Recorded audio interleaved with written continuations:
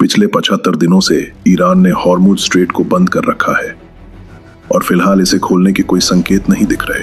Trump की तमाम धमकियों को नजरअंदाज कर ईरान अपनी पकड़ मजबूत किए हुए है। अमेरिका और ईरान के बीच बातचीत पूरी तरह विफल हो चुकी है, लेकिन अब ट्रंप ने इसका जो समाधान निकाला है उसने पूरी दुनिया की नींद उड़ा दी है।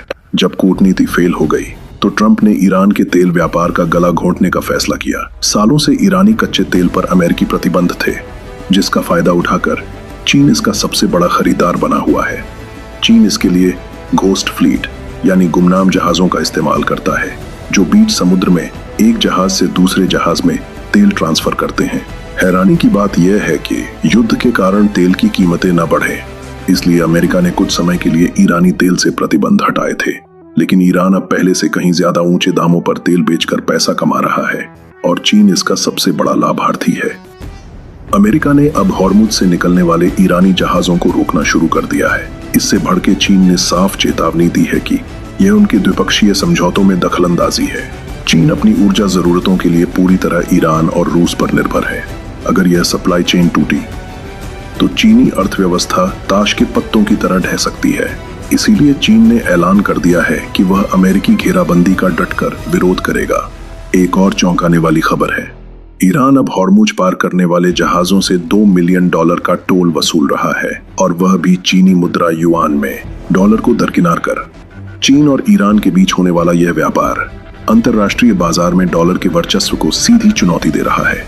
ट्रंप सरकार अब इसी युआन डॉलर की जंग को समुद्र के मैदान में लड़ना चाहती है, लेकिन खेल सिर्फ हॉर्मुज तक सीमित नहीं है। ट्रंप अब चीन की सबसे दुखती नस दबाने की तैयारी में है। Malacca strait. चीन का 70% कच्चा तेल इसी संकरे रास्ते से होकर गुजरता है। यहाँ भारत की भूमिका अहम है। मलक्का के मुहाने पर भारत ने इंडोनेशिया के सबांग बंदरगाह तक पहुंच बना ली है। भारतीय वायुसेना यहाँ अक्सर लाइव बमबारी का अभ्यास करती है, जो चीन के लिए एक सीधा संदेश है।